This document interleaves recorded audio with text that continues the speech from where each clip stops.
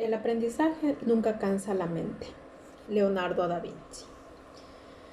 Bueno, hoy vamos a hablar lo que es de Sócrates, Platón, Aristóteles, Thomas Hobbes, Rousseau, los estoicos, etc. Empezamos por Sócrates. Sócrates fue uno de los filósofos griegos más relevantes de la historia, que se podría decir. A pesar de él no habernos dejado ni una obra en su vida, su relevancia es tal que a los filósofos previos a su existencia se les denominaba presocráticos. Su pensar estuvo basado en el ser humano, especialmente en los términos éticos, en la razón, digámoslo así. Sócrates no se encargaba de cuestiones metafísicas como tal. Él consideraba que la filosofía debía lograr resultados prácticos en pro del bienestar del ser humano y de la sociedad. Ese era Sócrates. Y la felicidad o la alegría para Sócrates constituían el mayor bien que para cualquier ser humano, y asimismo establecía como independiente de la acción que realicemos, que un hombre haya elegido. Por eso digo que realicemos nosotros los hombres. Entonces, eligiendo esta, digamos así, la felicidad, siempre estará motivada por un deseo o sea, digámoslo así, que la acción siempre motivará a una buena acción, siempre nos motivará a ser feliz. Sócrates también alegaba que mientras más sabiduría obtenía el ser humano, mejor iba a ser su capacidad para razonar y su ideal para lograr obtener acciones que lo llevaran a la felicidad. Uno de los aspectos más importantes para la filosofía socrática era que Sócrates no estaba de acuerdo con la democracia, mucho menos con la tiranía. Para él, lo mejor era que existiera una persona idónea con conocimientos, con ética y con buenos estudios, digámoslo así, y con capacidad. Bueno, entonces, continuando con esto de los filósofos, digámoslo así, continuamos con Platón. Fue un gran pensador de la antigua Grecia. Fue, digámoslo así, seguidor de Sócrates. Por medio de Platón es que conocemos los escritos de Sócrates, porque Platón fue quien los plasmó y nos dio a conocer los ideales, los pensamientos de Sócrates. Digámoslo así, que Platón buscaba explorar justicia, igualdad y belleza. De la misma forma, estos llegan a tocar temas en relación con la estética, la filosofía, la política y la teología. Platón, digámoslo así, representa el dualismo que ya para él existía. Que para él existían dos mundos opuestos. En su pensamiento, Platón defendía que el conocimiento de las cosas se conseguía mediante la dialéctica, defendiéndolo como el camino que lleva defendiéndolo siempre como el camino que lleva al ser humano de la ignorancia al conocimiento. En su gran obra de Platón, en la teoría de las ideas, es ahí donde él nos explica sobre cómo y por qué existían dos mundos, ese dualismo. Uno es el de las ideas y otro es el de las cosas. El de las ideas es el que es intangible, que no se puede tocar, no se puede ver, pero digamos sí se puede sentir, y es ajena al cambio. En cambio, lo que es lo sensible, las cosas son las que se pueden tocar, son materiales, se pueden tocar, se pueden ver, se pueden construir, se pueden destruir. O sea, son variables, son cambiantes. Dentro de estos filósofos, digámoslo así, nos encontramos con Aristóteles. ¿Quién fue Aristóteles? Fue un filósofo nacido en la ciudad de Estagira. Este fue estudiante de fue estudiante de Platón. Aristóteles nunca estuvo de acuerdo con la filosofía de su maestro, pero sin embargo la respetó. Y una vez culminados sus estudios, él creó su propia filosofía. Por eso es considerado, digámoslo así, junto a Platón como el padre de la filosofía occidental. Para Aristóteles la piedra angular del conocimiento es la experiencia y la información que nos llega a través de los sentidos a nosotros los seres humanos. Y una vez que esto nos llega, esta información nos llega a nosotros los seres humanos, más tarde nosotros esta nos encargamos de abstraer, digámoslo así, nuestra razón se encarga de abstraer y analizar esta información. Por lo tanto, digamos que digámoslo así, sería más bien un aprendizaje inductivo.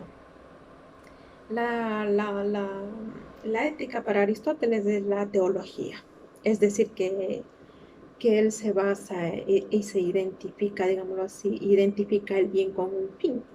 El filósofo defiende esta idea porque entiende que cuando los hombres actúan es porque buscan alcanzar un objetivo concreto, realizable, principalmente la felicidad de la vida, que siendo una repetición a diaria, esta podría llevarnos definitivamente a la excelencia. Y es de suma importancia, digámoslo así, que cuidemos esas acciones porque mediante la virtud es que el hombre puede dominar su parte, porque mediante esta virtud es que el hombre puede dominar su parte irracional, porque los seres humanos somos seres irracionales. Y de este modo llegar a alcanzar nuestra naturaleza racional y con ella la felicidad que tanto nos encargamos de buscarla, digámoslo así. Ahora bien, hablemos también un poquito de los estoicos. El centro de estudio para los estoicos es el ser humano. Toda su filosofía, todo su estudio está basado en lo que es basado o destinado al hombre. Y más concretamente así, los estoicos estudian la moral del hombre. Entonces digamos que los estoicos admiten dos principios fundamentales, que son la materia y la razón, que ellos dicen que todo está ligado por una ley natural, una razón universal, una unión que integra también al ser humano, conectándolo con el mundo. Puesto que él es también un ser racional, los estoicos creen en sucesos del mundo. Los estoicos creen que los sucesos del mundo ya están preestablecidos, ya están listos para suceder y que nosotros poco podemos hacer para cambiarlos. El punto de partida de esta ética de los estoicos, digámoslo así, es que la verdadera felicidad depende únicamente del ser humano, no de nadie más, de uno como persona. ¿Qué nos dice Nicolás Maquiavelo? Nicolás Maquiavelo fue un pensador italiano, ideólogo de la burguesía naciente. Según Maquiavelo, la sociedad no se desarrolla por la voluntad divina, sino en virtud a sus causas naturales. Maquiavelo, su filosofía política destaca por ser una filosofía práctica.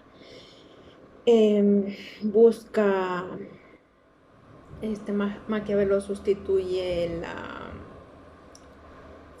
una concepción imaginaria, ideológica de la política, que es la que dice cómo debería ser la política por una concepción objetiva. Digamos, pensando bien cómo sería, Maquiavelo cree que cuando nosotros solo conocemos la realidad, podemos tomar mejores decisiones para transformarla. Para él, Para este filósofo la ideología es un elemento defensivo de poder. No le da mucho realce a eso. Nicolás Maquiavelo tiene una obra muy importante titulada El Príncipe, donde él, dentro de esa obra, busca desnudar el poder y mostrar la crudeza para que el pueblo tenga conocimiento y pueda defenderse. Ahora bien, hablando de Thomas Hobbes. ¿Quién es Thomas Hobbes? Es considerado el padre de la filosofía política moderna.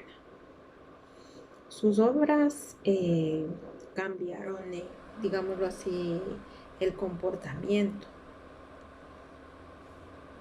de ver las cosas del hombre, o sea, cambiaron la forma de ver al hombre y su comportamiento, digámoslo así.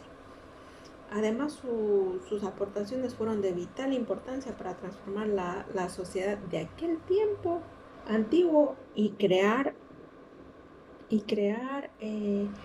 la que hoy día conocemos. La obra más famosa de Thomas Hobbes es Leviatán, donde señaló el paso de la doctrina del derecho natural, la teoría del derecho. Entonces digamos que Thomas Hobbes no creyó que las formas del gobierno podían ser buenas y malas o mixtas, podríamos decirlo así. Hobbes creía que el poder era absoluto e indivisible. Ahora, esa es la enseñanza que nos deja Thomas Hobbes. Y en sí, conociendo un poquito a Rousseau, fue uno de los pensadores claves del siglo de la luz, de las luces, o sea, de la ilustración. Sus obras más importantes son Emilio y el contrato social.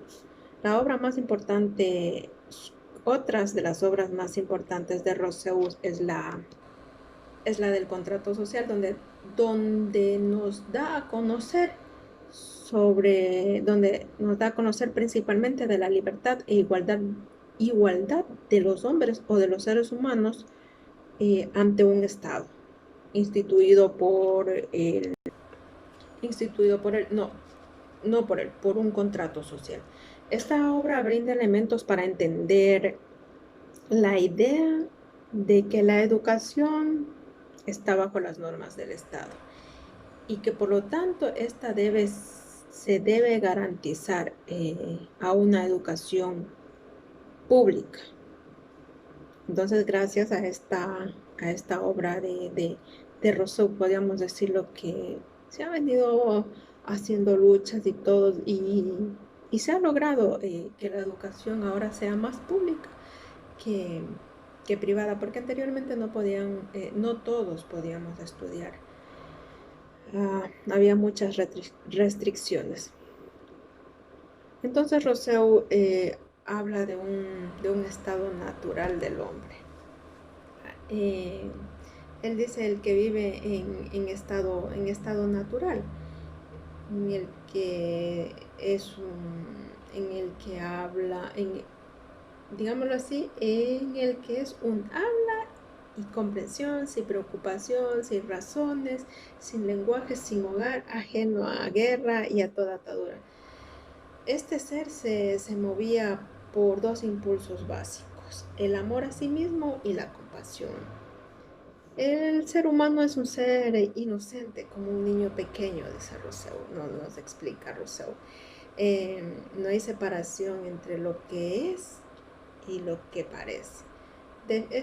Rousseau define al hombre como un hombre salvaje, un hombre primitivo que vive en paz y armonía con la naturaleza, con el fin de armonizar la convivencia humana, digámoslo así, que es la única posibilidad de la regeneración moral.